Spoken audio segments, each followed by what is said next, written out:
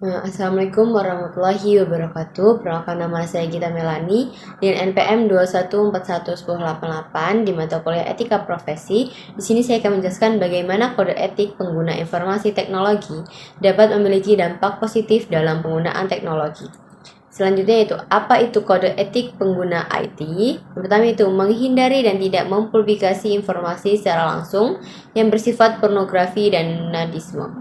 Selanjutnya, menghindari dan tidak mempublikasi informasi yang mengandung sara, menyinggung, bullying, ataupun memfitnah. Profesi IT sendiri dianggap orang lain adalah profesi khusus karena keahlian yang ia miliki, maka dari itu bisa menentukan tapi dengan ikatan yang jelas.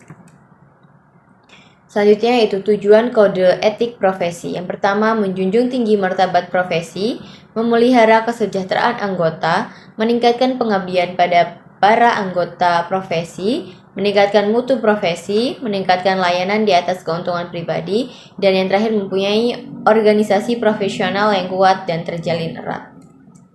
Selanjutnya, siapa yang harus mematuhi kode etik dan mengapa kode etik tersebut penting? Kode etik ini harus dipenuhi oleh semua orang yang menggunakan teknologi informasi dan komputer, termasuk individu, organisasi, dan pemerintah. Kode etik ini penting dalam dunia teknologi informasi karena dapat membantu mencegah penyalahgunaan teknologi informasi komputer seperti penyebaran informasi yang tidak benar, pencurian data, dan pelanggaran privasi.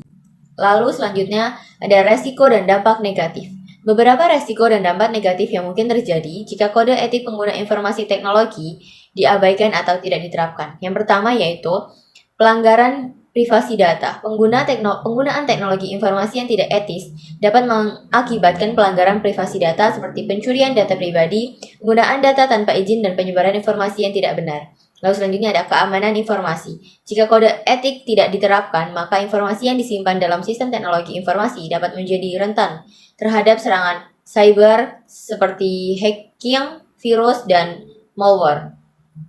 Lalu selanjutnya ada cyberbullying.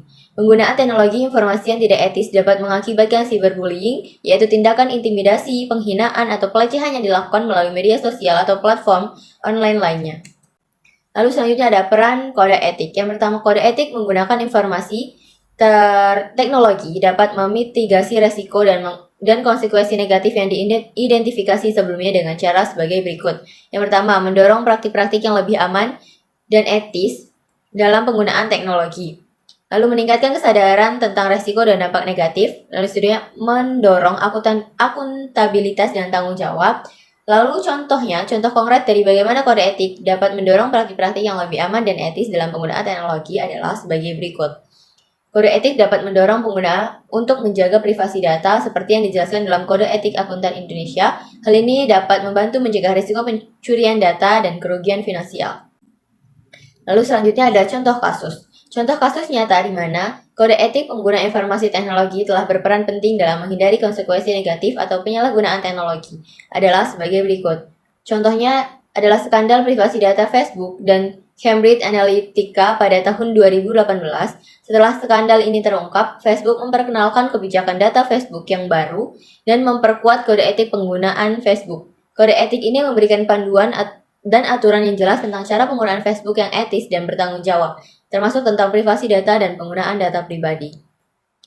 Untuk manfaat kode etik pengguna informasi teknologi memiliki manfaat penting bagi individu, organisasi, dan masyarakat secara lebih luas. Dari segi perspektif individu, yaitu dapat meningkatkan kualitas diri, meningkatkan kepercayaan, dan meningkatkan kesadaran.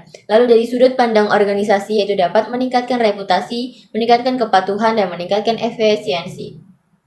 Lalu dari sudut pandang masyarakat secara luas, itu dapat meningkatkan keamanan, meningkatkan kualitas hidup, dan meningkatkan keadilan. Sekian presentasi dari saya. Apabila ada kata-kata yang kurang berkenan, saya mohon maaf, dan kepada Allah saya mohon ampun. Saya akhiri. Wassalamualaikum warahmatullahi wabarakatuh.